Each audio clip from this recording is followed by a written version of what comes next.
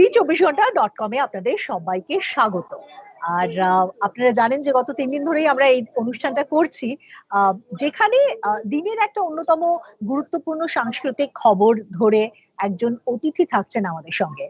আজকে তো অমৃতার জীবনে একটা বড় ঘটনা। তার কারণ হচ্ছে যে ও একেবারে ছাত্রী জীবনে শুরুতে যে ছবি করেছিল এবং সেটাও পরিচালক বুদ্ধদেব দাশগুপ্তর মতন একজন পরিচালকের সঙ্গে, সেই ছবিটা ৭ বছর যাবৎ আমরা রোজই প্রায় খোঁজ নিতাম। বুদ্ধদার সঙ্গে দেখা হলে প্রায় জিজ্ঞেস করতাম ছবিটা কোথায় কখন দেখতে পাবো। সেই ছবিটা ইরজ নাউতে স্ট্রিমিং শুরু হয়েছে, আনোয়ার কা আজব কিসসা, যার প্রথম রিভিউ পর্যন্ত বেরিয়ে এসেছে এবং ভীষণ ভীষণ ভালো review. So Amrita, you must be happy right now. Exactly খুবই আনন্দের ব্যাপার। এবং মানে স্যারের এরপর এতগুলো ছবি হয়ে গেছে, সেগুলো দেখেছি, তখনও জিজ্ঞেস করেছি যে আনোয়ারের কি খবর, আনোয়ারটা কবে আসছে। এবং মানে ঘটনাক্রমে এটা যেহেতু বিএফআই লন্ডন ফিল্ম ফেস্টিভ্যালে গেছিল, ওখানে আমার এক আত্মীয়া থাকেন এবং তারা গিয়ে ছবিটা আমার দেখার আগে তাদের দেখা হয়ে গেছিল আর কি। পরে আমি অনেক পরে স্যারের থেকে লিঙ্কটা নিয়ে দেখেছিলাম, কিন্তু যেরকম হয় যে সবাই মিলে দেখা বা বন্ধু বান্ধবদের রিয়াকশন সেটা বা এবং ইন্ডাস্ট্রি সিনিয়রদের, সেগুলো কিছুই পাওয়া হয়নি। তো এখন ৭ বছর পরে মানে একটা এত মজা লাগছে ব্যাপারটা, মনে হচ্ছে যে হয় না ক্লাস 12 পাস করে যাওয়ার পর 5 এর রেজাল্ট বেরোলে যেরকম হয়, ব্যাপারটা আমার কাছে সেরকম খানিকটা। অমৃতা, আমাকে একটুখানি ওই দিনটার কথা বলো, কারণ তখন তো বলে তুমি যাদবপুরে পড়ো নাকি, যখন হ্যাঁ হ্যাঁ হ্যাঁ এই হ্যাঁ এই সুযোগটা এসেছিল তোমার কাছে। তো সেদিনের কথা হ্যাঁ যদি হ্যাঁ একটুখানি বলো। আমার এক সহ অভিনেতা এবং মানে আমার থেকে এক সিনিয়র একজন অভিনেতা, তিনি এই ছবিটার অংশ ছিলেন। তো যখন অডিশন প্রসিডিওর চলছে, তখন উনি আমাকে জানান যে এরকম একটা অডিশন হচ্ছে, বুদ্ধবাবুর ছবির এরকম বয়সীর একজন কাউকে খোঁজা হচ্ছে, তুমি যোগাযোগ করো। তারপর যোগাযোগ করা হয় স্যারের অফিসে। স্যার ছিলেন, সৈনিধি ছিলেন। আমি যাই, একটা কনভারসেশন হয়। কিন্তু আমি ভীষণ একদম স্টারস্ট্রাক আর কি, কারণ আমি ভীষণ স্যারের ফ্যান। তো যাই চলে আসি। তারপরে আমি শুনছি ছবির কাজ সবে শুরু হয়ে গেছে। যা হার হলো না আমার, নিশ্চয়ই ইতিমধ্যে আপনারা জানাতে পারতেন যদি আমি সিলেক্টেড হতাম। তারপর ছবির শুটিং শুরু হয়ে গেছে, তার কিছুদিন পরে আমাকে সোহিনীদি ফোন করে বলে, মনে আছে তুই অডিশন দিয়েছিলি, অমুক অমুক অমুক দিন, তুই চলে আয়। ও আচ্ছা, আমি সিলেক্টেড। আচ্ছা। তো এইরকম এইরকম ব্যাপার। এবং মনে আছে হাজরাতে একটা, সেই বাড়িটা এখন আর নেই, একদম প্রায় ভগ্নপ্রায় একটা বাড়িতে শুট হয়েছিল। এবং কোইন্সিডেন্টালি সেটা আবার আমার জন্মদিন ছিল। তো ও, শুটে গেছি, হ্যাঁ। এবং মানে বুদ্ধবাবু সেট, স্যার, সেখানে আরেক প্রিয় অভিনেতা নওয়াজুদ্দিন, মানে আমি না পুরো ব্যাপারটাই ঘোরের মতো আর কি। মানে গেছি, কি যে হয়েছে, মানে একেবারে কি বলবো, একটা স্বপ্নের মতো আর কি। অমৃতা, আমি ধরো বুদ্ধদেব দাশগুপ্তর বিভিন্ন ছবির শুটিং কভার করতে গিয়ে দেখেছি যে ওনার ফ্রেম সেন্সটাই বাকিদের থেকে আলাদা। অর্থাৎ একটা ধরো একদম ধুধু একদম প্রান্তরের মাঠ, সেখানে একটা সামান্য নাটকের মতো প্রপ দাঁড় করিয়ে তিনি এমন একটা সেট খাড়া করতে পারেন যেটার দোতনাটাই আলাদা। এবং সেখানে আমার কোথাও একটা মনে হয় কবি বুদ্ধদেব দাশগুপ্ত ভীষণভাবে তার সেন্সিটিভিটি, নুয়ান্স ওই নিয়ে পরিচালক বুদ্ধদেব দাশগুপ্তকে সাহায্য করেন। তো তোমার কি এক্সপিরিয়েন্স বলো। একদমই তাই। এবং স্যারের যে সমস্ত ছবিগুলো দেখেছি, সব ছবিতেই মানে আহ ছবিগুলো তো মনে হয় পোয়েট্রি ফ্রেম, প্রতিটা ফ্রেমই মনে হয় যে কবিতার পংক্তি যেন। এবং এখানে আমাদের ডিওপি ছিলেন ডিওগো রোমারো। এবং আমার মনে আছে যে একটা করিডোর, যেটা আমাদের সেট হয়েছিল, সেটা একটা লম্বা করিডোর এবং অনেক চরিত্র যাতায়াত করছে, তার মধ্যে দিয়ে নওয়াজের ক্যারেক্টারটা হেঁটে যাচ্ছে, সে চলে আসছে, তারপর আমি হয়তো বেশ খানিকটা দূর দিয়ে তার পেছন পেছন আসছি। তো অনেক লোকজন যাবে, সেটা অনেকবার মনিটর করা হলো। তারপরে আমার মনে আছে স্যার এতটাই পার্টিকুলার ফ্রেমের ব্যাপারে, স্যার গিয়ে নিজে ফ্রেম চেক করলেন এবং বললেন, যেহেতু লম্বা একটা ট্রলি এবং তারপর প্যান হচ্ছে, উনি আমাদের যিনি ডিওপি তাকে বললেন যে তুমি একটু ট্রলিটারও কিন্তু মনিটর করে নাও। মানে এতটাই পারফেকশনিস্ট উনি, যে কোনো কিছুর যাতে উনি যেরকম ভাবছেন তার থেকে নড়চড় না হয়, সেই জন্য ট্রলিটারও আমার মনে আছে বাড়তিনেক মনিটর হলো, আমাদের তো বটেই, তারপর ওই শটটা হলো। এবং আরো একটা জিনিস আমার মনে হয়, এটা আমি অনেকবার বুদ্ধদাকে জিজ্ঞেস করেছি যে দেখো, আমরা যারা দর্শক তারা সাধারণত একটা ছবি দেখে একজন পরিচালকের পার্সপেক্টিভ থেকে, অর্থাৎ ধরো হুম ঋত্বিক ঘটকের ছবির ফ্রেমিং সেটা ঋত্বিক ঘটকের কথা বলে, সত্যজিৎ রায়ের ফ্রেমিং তার পরিচালনার যে বৈশিষ্ট্য, তার একটা ফ্রেম ভাবার বৈশিষ্ট্য, বুদ্ধদেব দাশগুপ্তটা তার একটা কিন্তু পরবর্তীকালে এখন তো তোমরা ধরো স্পেশালি তোমরা যারা এই জেনারেশনে কাজ করছো তারা অনেকটাই ডিজিটালি ছবি করায় অভ্যস্ত হয়ে গেছো, এবং যেখানে ধরো মাল্টি ক্যাম সেট আপে কাজ হচ্ছে, এবং তাতে কোথাও একটা মনে হয় যে পরিচালকের দৃষ্টিভঙ্গি থেকে দর্শকের ছবি দেখার অভ্যেসটারও একটা অনেক বদল হয়েছে। সেই জন্যই যখন বুদ্ধবাবু এই বয়সে দাঁড়িয়েও আবার ছবি করেন বা এরা সিনিয়ররা ছবি করেন তখন একটা পার্সপেক্টিভ পাওয়া যায়। একদমই তাই, একদমই তাই। এবং যেটা মানে একটা ট্রেলার দেখলেই বোঝা যায়। কালকে আমাকে আমার অনেক ইন্ডাস্ট্রির সহকর্মীরা এবং পরিচালকরা ফোন করে বলছেন যে দেখো একটা ট্রেলার দেখলাম, তো যদি নাও জানতাম যে এটা বুদ্ধবাবুর ট্রেলার তাহলেও বুঝতে পারতাম এটা স্যারেরই ছবির কোনো ট্রেলার। হুম কারণ হুম এতটাই সিগনেচার। এমন হুম না যে ওনার প্রতিটা ছবি এক, প্রতিটা ছবি আলাদা, তার গল্প আলাদা, তার লোকেশন বলার ধরন আলাদা। আলাদা। কিন্তু কিন্তু কোনো একটা বৈশিষ্ট্য রয়েছে যেটা আর পাঁচজন পরিচালকের থেকে অবশ্যই স্যারের ফ্রেমিং তো একটা বড় ব্যাপার, যেটা দেখলেই মনে হয় আচ্ছা এটা তাহলে বুদ্ধদেব দাশগুপ্তর ছবি। প্রথম দিন সেটে গিয়ে নওয়াজুদ্দিন সিদ্দিকীকে দেখে তোমার কি অভিজ্ঞতা বা কি কি হয়েছিল ভেতর ভেতর সেটা বলো। আমি দেখলাম, আমি একটু আগেই পৌঁছে গেছিলাম। আমি ওখানে গিয়ে একটা বড় একটা বাড়ি, তার ধারের একটা জায়গাতে অপেক্ষা করছিলেন। তারপর দেখলাম নওয়াজ এলেন, গাড়ি থেকে নামলেন। পুরো মানে স্যারও এলেন, পুরো টিম আস্তে আস্তে এলো, এসে ঢুকে পড়লেন এবং গিয়ে তারপর আমাকে যেরকম সৈনিধি স্যার বলছেন চলো আলাপ করিয়ে দিই। তো আমি গিয়ে বললাম hi sir, I am Amrita, হাতটা বাড়িয়ে বললাম। উনি বললেন হাই, আই এম নওয়াজ। এটা বলার কোনো দরকার ছিল না উনি নওয়াজ, সারা পৃথিবী তখন জানে উনি নওয়াজ। কিন্তু ওই রকমই। আর মানে আমার যেহেতু ওনার আগের অনেকগুলো কাজ আমার দেখা, তো একজন অভিনেতা হিসেবে এবং দর্শক হিসেবে আমার প্রচুর যে ওই ছবিটা কিভাবে করেছেন, আচ্ছা ওইটাতে কিরকম করেছেন, এরকম আমার ভীষণ মানে অনুসন্ধিৎসা ছিল। এবং আমার তখন আগে কোনো কাজের ব্যাকগ্রাউন্ড নেই, আমি একেবারে নোবডি। কিন্তু ওই ওখানে ওই বাড়িতে একটা ছোট্ট ঘর ওনার জন্য অ্যালট করা হয়েছিল।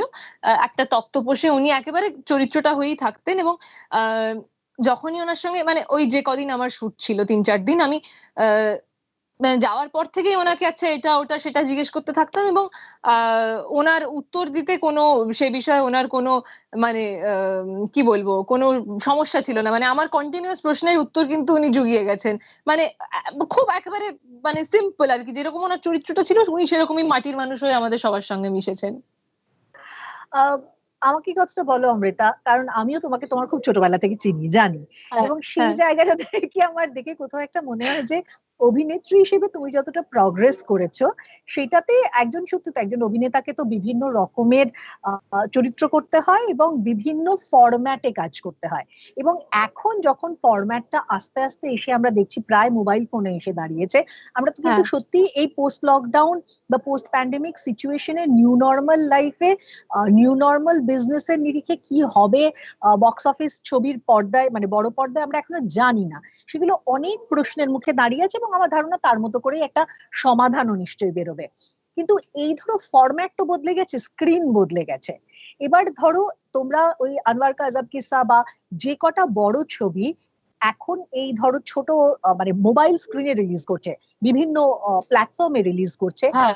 সেই এই বিভিন্ন প্ল্যাটফর্মে অভিনয় করার ক্ষেত্রে একজন অ্যাক্টরের অ্যাপ্রোচ কি বদলায়, তোমার কি মনে হয়?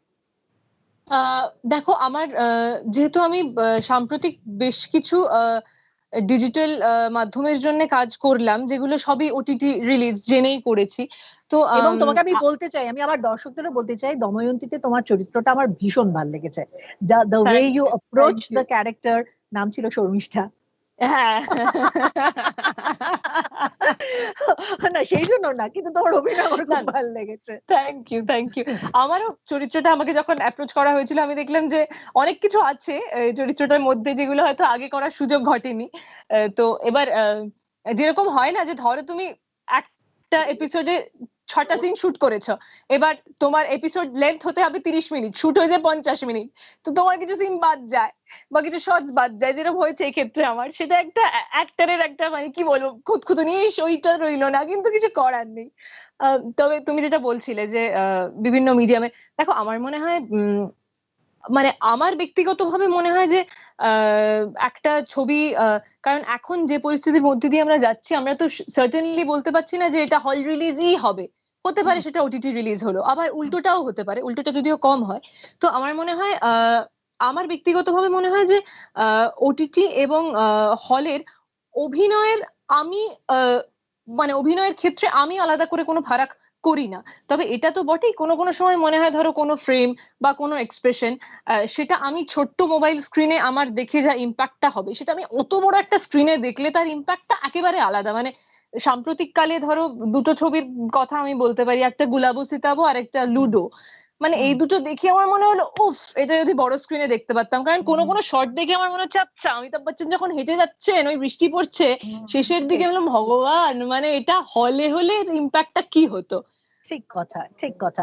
এবং আমার মনে হয় কোনো একটা জায়গায়, যেটা ধরো আমরা সবসময় বলি, টেলিভিশনে আমরা সবাইকে দেখি একটু বাড়িয়ে চাড়িয়ে অভিনয় করার হ্যাঁ, দিকে যান, হ্যাঁ, কিন্তু হ্যাঁ, সেটাই বড় পর্দায় গিয়ে মিস হয়। বড় পর্দায় তুমি অত বড় বেশি কিছু করতে পারো না, তখন একদম। নিজেকে ছোট করতে করতে করতে করতে প্রায় মানে no acting is the best acting, সেই দিকেই হেঁটেছেন। নওয়াজুদ্দিন সিদ্দিকী ছাড়াও এই ছবিতে পঙ্কজ ত্রিপাঠী অভিনয় করেছেন। তো মানে এই সময় তো খুবই তাকে নিয়ে আলোচনা হচ্ছে। 7 বছর আগে না হলেও বছর তিনেক আগে থেকে পঙ্কজ ত্রিপাঠী একটা প্রায় হাউস হোল্ড নেম হয়ে গেছেন। কিন্তু একদম প্রথম ছবিতে তো মানে এটা, এর থেকে ভালো শুরুয়াত তো আর হতে পারে না অমৃতা। না সেটা বটেই। তবে দুঃখের বিষয় হচ্ছে আমার পঙ্কজ ত্রিপাঠীর সাথে আমার মানে স্ক্রিন শেয়ারিং এর সুযোগ ছিল না। কারণ যে 4-5টা দৃশ্য আমার আছে সবকটাই নওয়াজুদ্দিন সিদ্দিকীর সঙ্গে, যেহেতু ওদের বাড়িরই, মানে উনি যেখানে থাকেন সেই বাড়িরই আরেকটি ভাড়াটিয়া আমিও আর কি। তো সুতরাং ওই স্পেসটার বাইরে আমার মানে আর অন্য ক্যারেক্টারের সাথে ইন্টারাকশনের সুযোগ ছিল না। তবে আমিও ভয়ঙ্কর ফ্যান পঙ্কজ ত্রিপাঠীর, এবং এত এত ওনার কাজ, মানে নিউটন থেকে শুরু করে সাম্প্রতিক কালে লুডো, মানে কি অনায়াসে যে করেন একজন। এবং তুমি যেটা বলে নো অ্যাক্টিং, ওই নো অ্যাক্টিংটা তো সব থেকে কঠিন, যেটা দেখে মনে হবে কিছুই করছে না, আচ্ছা এ তো আমিও পারি। করতে গেলে বোঝা যায় যে আচ্ছা এটা আসলে কতটা স্কিলড হতে হয় করতে গেলে। তো মানে আহ, আশা করছি সামনের দিনগুলোতে কোনো একটা ছবিতে, কোনো একটা ওটিটিতে, কোথাও একটা ওনার সাথে কাজ করার, স্ক্রিন শেয়ার করার সুযোগ হবে। অমৃতা, এখন কি মনে হয় যে যেহেতু গোটা জিনিসটা অনেকটা ওটিটি নির্ভর হয়ে গেল, বা ওটিটির বাজারটা আর একটু বড় হলো, যে রিজনাল আর্টিস্টদেরও গিয়ে এক প্ল্যাটফর্মে কাজ করবার স্কোপ একটু বাড়ছে, অন্তত সেটা তো ভাবনা বটেই। হচ্ছে? নিশ্চয়ই, কারণ মানে আমি আমি তুমি আমরা এখানে বসে যদি আমরা স্পেনের কোনো ওয়েব সিরিজ ডাবড ভার্সন দেখতে পারি, বা মানে ইউরোপিয়ান ছবি তো বটেই, কোনো ব্রাজিলিয়ান ওয়েব সিরিজ দেখতে পারি, মানে আমরা যদি এত ধরনের জিনিসপত্র, এত ভাষাভাষী জিনিসপত্র দেখতে পারি, তাহলে উল্টো দিক থেকে তারাও নিশ্চয়ই আহ দেখছেন যে অন্য কোথায় কি কাজ হচ্ছে। তো ওইরকম ভাবে ভাবতে গেলে মনে হয় যে হ্যাঁ, তাহলে তো সমস্ত সব কাজই একটা জায়গায় গিয়ে মার্জ করছে, সুতরাং হয়তো কাজ করার সুযোগটা বাড়ছে। সুযোগটাও বাড়বে। হুম। কারণ অলরেডি মানে আমরা আগে যেটা দেখতাম, বলিউড ওয়াজ আ লিমিটেড প্লেস, যেখানে সবাই গিয়ে কাজ করার সুযোগটা হয়ে উঠতো না। কিন্তু একদমই ওটিটি তাই, বোধহয় সে ডিফারেন্ট বল গেম, যেখানে কাজের সুযোগটাও বাড়তে পারে। অমৃতা, একদমই তাই। আমাদের তরফ থেকে তোমাকে অনেক শুভেচ্ছা, কিন্তু এভাবে তো যেতে দেবো না, কারণ অমৃতা ভীষণ ভালো গায়। আর ও নিজেই মাত্র ওটিটি প্ল্যাটফর্মের কথা বলে এই কয়েকদিন আগে ওর ফেসবুক পেজে গিয়ে সাংঘাতিক ভাইরাল হয়েছে। আমরা একটু বেলা চাও শুনে তোমাকে আজকে ছুটি দেবো, শোনাও না একটু। আচ্ছা, আমি এই গুগলিটার জন্য একদম প্রিপেয়ার ছিলাম না। হ্যাঁ, তো সুরের কথার ভুল ত্রুটি হলে আমাকে নিজ গুণে আপনারা ক্ষমা করে দেবেন। উম, Una mattina mi sono alzato, oh bella ciao, bella ciao, ciao, ciao. Una mattina mi sono alzato e ho trovato invaso, oh partigiano, portami via, oh bella ciao, bella ciao, ciao, ciao, partigiano, portami via, che mi sento di morir. Thank you. Thank you, Amrita. Thanks for joining us, and all the best for all your ventures, coming ventures. খুব ভালো থাকো। Thank you খুব so ভালো। much. Thank you.